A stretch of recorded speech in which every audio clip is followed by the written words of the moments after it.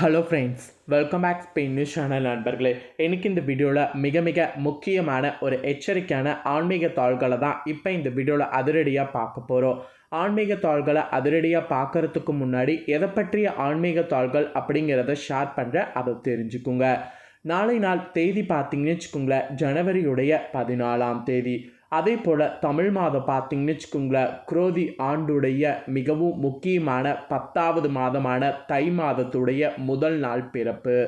அதே போல் நாளை நாள் கிழமை செவ்வாய்க்கிழமை. நாளை நாள் வரக்கூடிய இந்த செவ்வாய்க்கிழமை ரொம்ப விசேஷமான செவ்வாய்க்கிழமை.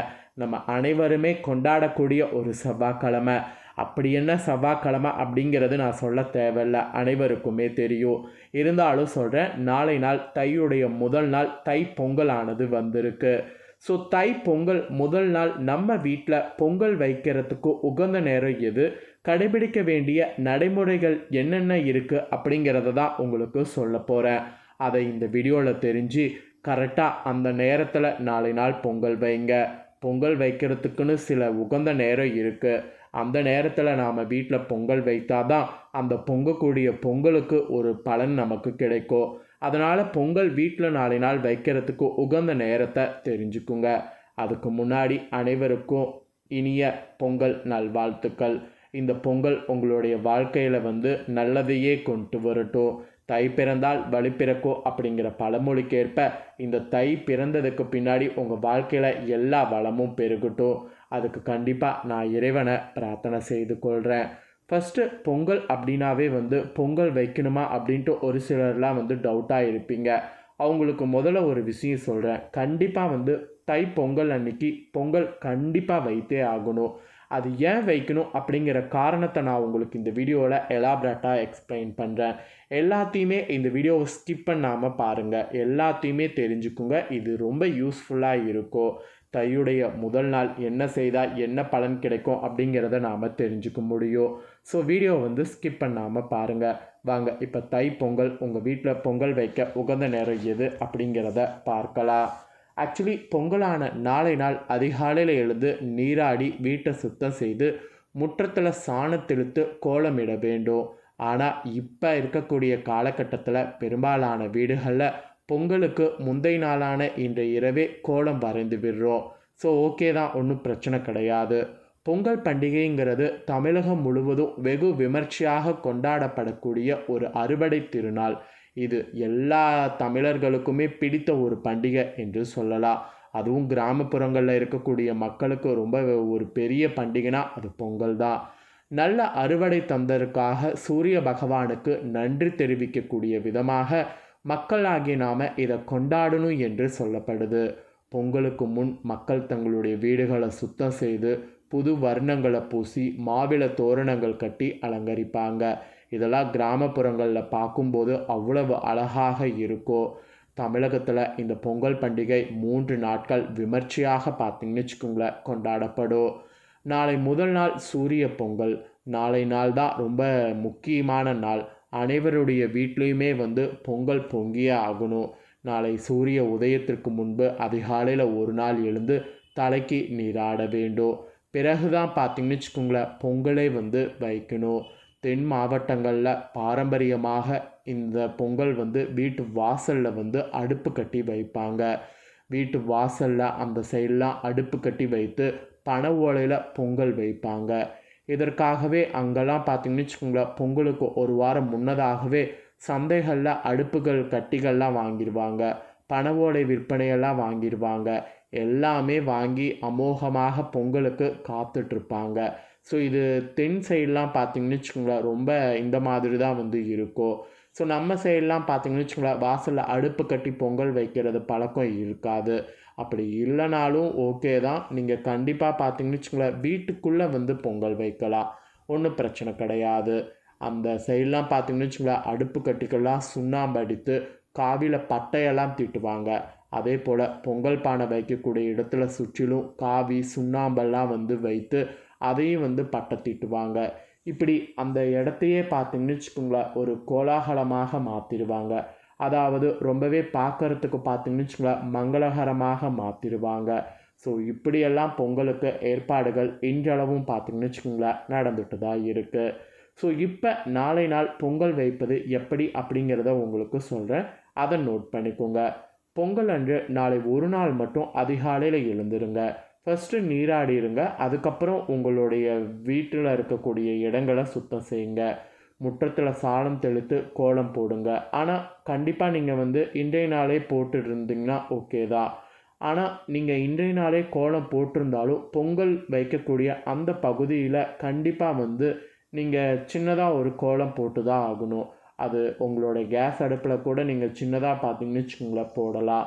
பொங்கல் அன்று முதல்ல செய்ய வேண்டியது கணங்களின் அதிபதியாக இருக்கக்கூடிய அந்த மகா கணபதியை வணங்கணும். நீங்கள் சாணம் அல்லது மண்ணில் பிடி செய்து அதில் அருகம்புல் ஒரு பூ வைத்து அதை விநாயகரையாக வணங்கணும். அவரை வணங்கிட்டு தான் பொங்கல் வைக்கிறத ஸ்டார்ட் பண்ணணும். சாணமும் உங்களுக்கு மண்ணும் கிடைக்கலாம், மஞ்சளில் பிள்ளையார் பிடித்து கூட வைக்கலாம். அதுக்கு அருகம்புல்லு பூவும் வைத்து விநாயகரை வணங்கிட்டு பொங்கல் வைக்க ஸ்டார்ட் பண்ணுங்கள். பொங்கல் இடக்கூடிய அந்த இடத்துலையே கீழே ஒரு வாழை இலை விரித்து பூஜைக்கு தேவையான பொருட்களை வைத்திருங்க. அதோடு 2 குத்து விளக்கு, என்ன காய்கறி சமைக்க போகிறீங்க, என்ன மசாலா போட போகிறீங்க, கிழங்கு என்னென்ன வகையெல்லாம் இருக்குது, கரும்பு, அப்புறம் ஒரு ஆளாக்கு புதிதாக அறுவடை செய்த நெல்மணி, இதெல்லாம் வைங்க. இல்லைனா உங்ககிட்ட அரிசி இருந்ததுன்னா நெல்மணிக்கு பல்ல அரிசி வைத்திருங்க. அதோடு நீங்கள் பிடித்து வைத்த கணபதியும் வைத்து விளக்கேற்றி ஃபஸ்ட்டு பார்த்தீங்கன்னு வச்சுக்கோங்களேன் கணபதியை வணங்குங்க. பிறகு விவசாயத்துக்கு தேவையான களவெட்டி, அருவாள் போன்றவையெல்லாம் இருந்ததுன்னா அதையும் நீங்கள் அந்த பொங்கல் வைக்கிற இடத்துல வைத்து அதுக்கு சந்தன குங்குமம் வைங்க. பிறகு தேங்காய் 1 உடைத்து சூடம் காமிங்க. அப்புறம் விளக்கு எரியட்டும். பயபக்தியோடு கடவுளையும் உங்கள் குலதெய்வத்தையும் வழிபாடு செய்யுங்க. தொடர்ந்து அடுப்பு கட்டி இருந்தீங்கன்னா அடுப்பு கட்டியில் பொங்கல் பானையை கிழக்கு பக்கமாக வைத்திருங்க. அதற்கு சந்தன குங்குமம் இட்டு பச்சை மஞ்சள் இஞ்சி தலைகளை பானை சுற்றிலும் கட்டிடுங்க. அதை தொட்டு வணங்கிட்டு பொங்கல் வைக்க ஸ்டார்ட் பண்ணுங்க. பனை ஓலையில் சூடம் கொண்டு தீயை மூட்டுருங்க. பச்சரிசி கழுவக்கூடிய அந்த தண்ணீரை பயன்படுத்தி தான் பொங்கல் வைக்க வேண்டும். பொங்கலுக்கு நம்ம சுத்தமான தண்ணி தான் பயன்படுத்துகிறோம். அந்த சுத்தமான தண்ணி அரிசி கழுவி அந்த தண்ணியை தான் பயன்படுத்தணும். பால் போல் அந்த தண்ணி பொங்கியதும் குழவை விடுங்க. இல்லைனா ஏதாவது ஒரு சத்தம் மாதிரி கைத்தட்டுங்க. மனநிறைவோடு பொங்கலோ பொங்கல் என கூவி அந்த சூரிய பகவானை வழிபாடு செய்யுங்க. பிறகு நீங்கள் சமைத்த பொங்கல் பானையை ஏற்கனவே வைத்த படையில் ஓரமாக வைத்து திரும்ப தேங்காய் உடைத்து வணங்குங்க. முதல்ல சூரிய பகவானை மனதில் நினைத்து படைத்துவிட்டு பிறகு அந்த பொங்கலை காகத்துக்கு படைக்க வேண்டும். பிறகு அதே அடுப்பில் சக்கரை பொங்கல், பொங்கல் குழம்பு என அனைத்தையுமே தயார் செய்யணும்.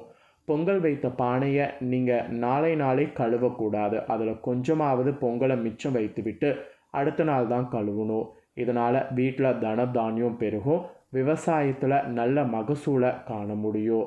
பொதுவாக கிராமங்களில் சூரியன் உதயமாக நேரத்தை கணக்கில் கொண்டு பொங்கல் இடுவாங்க. இதனால் பால் பொங்கும் நேரமும் சூரியன் உதயமாக நேரமும் ஒன்று போல இருக்கும்.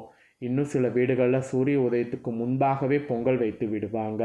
ஸோ இப்போ இருக்கக்கூடிய காலகட்டத்தில் இந்த மாதிரி நிறைய பேரால் ஃபாலோ பண்ண முடியலனாலும் ஒன்றும் பிரச்சனை கிடையாது. வீடுகளில் நாளை நாள் பொங்கல் வைக்க உகந்த நேரம் உங்களுக்கு சொல்கிறேன், அந்த நேரத்தை தெரிஞ்சுக்குங்க. தை 1 இந்த டைம் பார்த்திங்கன்னு வச்சுக்கோங்களேன், ஜனவரி 14ஆம் தேதி அன்னைக்கு செவ்வாய்க்கிழமை பிறக்குது.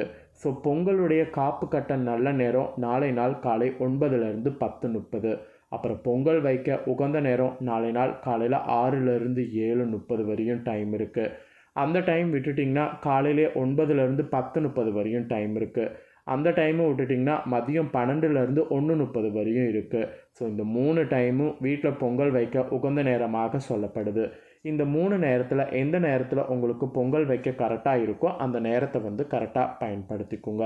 ஸோ பொங்கல் வைக்கிறது வீட்டில் நீங்கள் கேஸில் கூட இப்போ நான் சொன்னதை அப்படியே நீங்கள் பண்ணலாம். அடுப்பு கட்டி வைக்க முடியாது அப்படிங்கிறவங்க கேஸ்லேயே கூட வைக்கலாம். ஆனால் நாளை நாள் கண்டிப்பாக பால் பொங்கி ஆகணும். விவசாயத்துக்கு உதவியாக இருக்கக்கூடிய சூரியனுக்கு நம்ம நன்றி தெரிவித்தே ஆகணும். அதனால் பொங்கல் வைக்கிறது அனைத்து வீடுகள்லையுமே 1 டம்ளராவது நாளை நாள் பண்ணியே ஆகணும். ஸோ இந்த சிம்பிளான விஷயத்தை நீங்கள் தெரிஞ்சு ஈஸியாக பயனடைகிறது போல் உங்கள் ஃப்ரெண்ட்ஸ் ஃபேமிலியில் இருக்கவங்களும் தெரிஞ்சு அவங்களும் பயனடையணும்னு நினச்சிங்கன்னா வீடியோ லைக் பண்ணி ஷேர் பண்ணுங்கள். உங்கள் ஃப்ரெண்ட்ஸ் ஃபேமிலியில் இருக்கிறவங்களும் வீடியோ பார்க்கட்டும். அவங்களும் தை 1 அன்றைக்கி பொங்கல் வைக்கக்கூடிய உகந்த நேரத்தையும் எப்படி பொங்கல் வைக்கணும் அப்படிங்கிற முறையும் இந்த வீடியோவில் தெரிஞ்சு இதற்கேற்ப நடந்து பயனடையட்டும். மேலும் இதே போல் புதிய அப்டேட்டான நிறைய வீடியோ நம்ம சேனலில் போடப்படும். அதை எல்லாத்தையுமே உடனுக்குடனே தெரிந்து கொள்ள நம்ம சேனலை சப்ஸ்கிரைப் பண்ணலன்னா சப்ஸ்கிரைப் பண்ணி பெல் பண்ண ப்ரெஸ் பண்ணுங்கள். அதை பண்ணிட்டீங்கன்னா நான் போடுற மற்ற அப்டேட்டான எல்லா வீடியோஸும் உடனுக்குடனே தெரிந்து கொள்ளலாம். ஸோ மறக்காமல் சப்ஸ்கிரைப் பண்ணி பெல் பண்ண ப்ரெஸ் பண்ணுங்கள். நெக்ஸ்ட்டு பொங்கல் அன்னைக்கு கட்டாயம் சமைக்க வேண்டிய உணவுகள் பற்றி பார்க்கலாம். சப்ஸ்கிரைப் பண்ணி பெல் பண்ண ப்ரெஸ் பண்ணுங்கள். நன்றி, வணக்கம்.